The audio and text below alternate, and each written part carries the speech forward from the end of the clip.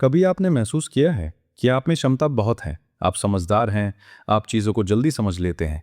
लेकिन अजीब बात यह है, जितनी ज़्यादा क्षमता होती है, कभी कभी उतना ही ज़्यादा ठहराव भी होता है। आप सोचते हैं, योजना बनाते हैं, संभावनाएं देखते हैं और फिर कुछ भी शुरू नहीं करते।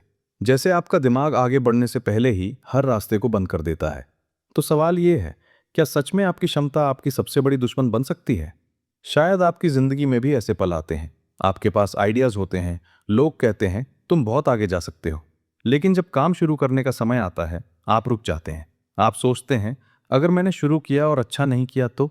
अगर मैं अपनी क्षमता के लायक साबित नहीं हुआ तो? धीरे धीरे ये सिर्फ काम का डर नहीं रहता, ये आपकी आइडेंटिटी से जुड़ जाता है। अब सवाल ये नहीं होता कि मैं ये कर सकता हूं या नहीं। अब सवाल होता है, अगर मैं असफल हुआ तो मैं कौन हूं? साइकोलॉजी में इसे सेल्फ हैंडीकैपिंग और फिक्स्ड माइंडसेट से जोड़ा जाता है।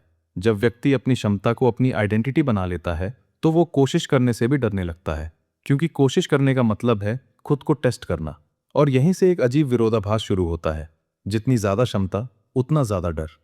लेकिन यहाँ एक जरूरी बात है, आप टूटे हुए नहीं हैं। आपका दिमाग सिर्फ आपको बचाने की कोशिश कर रहा है। न्यूरोसाइंस बताती है कि हमारा मस्तिष्क लगातार स्टेटस प्रोटेक्शन करता है। दिमाग का एक हिस्सा, जिसे एमिगडाला कहा जाता है, खतरे को जल्दी पहचानता है। और दिलचस्प बात यह है, दिमाग के लिए सोशल फेलियर भी एक खतरा है।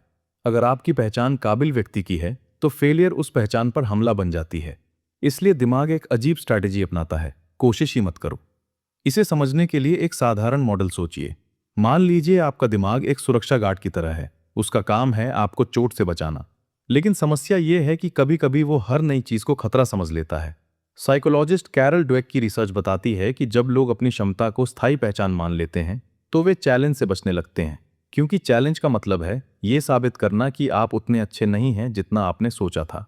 तो दिमाग एक मानसिक शॉर्टकट बनाता है, अगर मैं कोशिश ही नहीं करूंगा तो मैं असफल भी नहीं होऊंगा। और धीरे धीरे क्षमता एक पॉसिबिलिटी नहीं रहती, वो एक बोझ बन जाती है। एक, क्षमता को पहचान नहीं, टूल मानिए। क्या करें? अपनी क्षमता को अपनी आइडेंटिटी से अलग करें। क्यों काम करता है? ये आइडेंटिटी बेस्ड प्रेशर को कम करता है, जिससे दिमाग खतरा कम महसूस करता है। उदाहरण, मैं बुद्धिमान हूं की जगह सोचें, मेरे पास सीखने की क्षमता है। ये छोटा बदलाव दिमाग को एक्सपेरिमेंट करने की अनुमति देता है। दो, छोटे रिस्क लें। क्या करें? ऐसे काम शुरू करें जहां फेलियर का दाव छोटा हो। क्यों काम करता है? बिहेवियरल साइकोलॉजी के अनुसार छोटे सफल अनुभव डोपामिन रीइंफोर्समेंट बनाते हैं। उदाहरण, पूरी बुक लिखने की जगह सिर्फ एक पेज लिखें।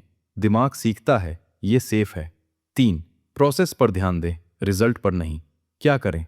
काम को दैनिक एक्टिविटी में बदलें। क्यों काम करता है? ये हैबिट लूप बनाता है, जिसे न्यूरोसाइंटिस्ट बेसल गैंग्लिया से जोड़ते हैं। जब एक्शन आदत बनती है तो डर कम हो जाता है। उदाहरण, मुझे सफल होना है की जगह मुझे रोज 30 मिनट काम करना है। चार, इम्परफेक्शन की अनुमति दें। क्या करें? जानबूझकर चीजों को अधूरा छोड़ें।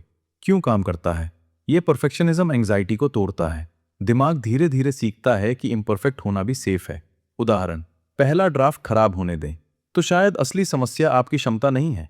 समस्या ये है कि आपने उसे एक नाजुक आइडेंटिटी बना दिया। एक सरल मानसिक मॉडल याद रखें, क्षमता बीज की तरह है। अगर आप उसे कांच के डिब्बे में रखेंगे तो वो सेफ रहेगा, लेकिन कभी बढ़ेगा नहीं। बीज को मिट्टी चाहिए, अंधेरा चाहिए और कभी कभी टूटना भी। हो सकता है आपकी सबसे बड़ी ताकत वही चीज हो जिससे आप सबसे ज्यादा डरते हैं। क्योंकि क्षमता का असली अर्थ सही साबित होना नहीं है, उसका अर्थ है बार बार सीखने की अनुमति देना। तो अगली बार जब आपका दिमाग कहे अगर तुम फेल हुए तो, शायद आप बस इतना पूछ सकते हैं, अगर मैंने कोशिश ही नहीं की तो? और शायद यही सवाल सब कुछ बदल देता है।